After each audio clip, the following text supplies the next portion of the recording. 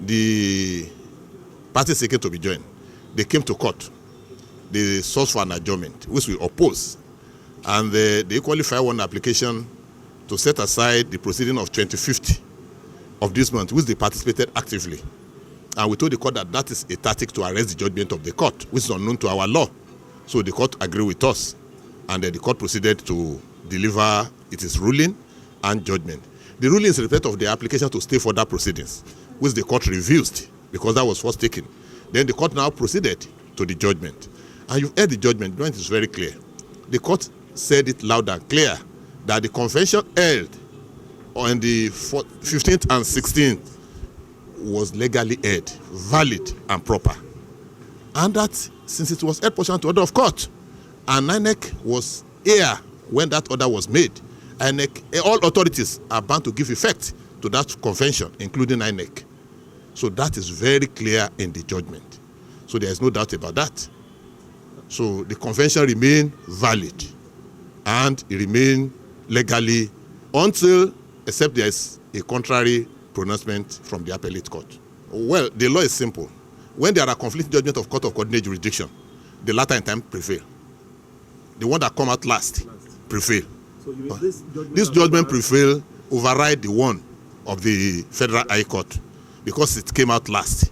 The latter in time prevail when you have conflicting judgment of the court of the same jurisdiction. What this court cannot stand against is that of the appellate court. That's all. It's clear.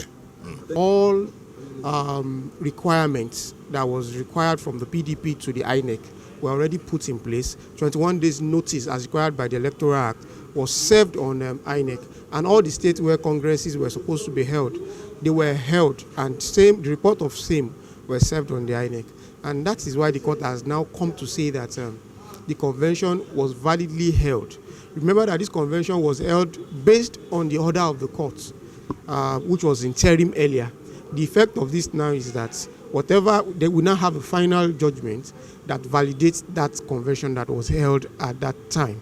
So it's a welcome development, and it's a way of entrenching democracy.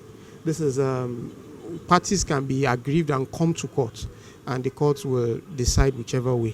I think that is what we have seen today. The party cannot function without national and state officers, and the court had just upheld that logic today. Once we have achieved victory in this judgment, I think we have to continue to praise the rule of law. Because that is the last hope of anybody that feels aggrieved. The matter has been well judged, and the verdict of the court is very clear that the convention is valid and well did. So I thank God that we achieved the victory. That's all.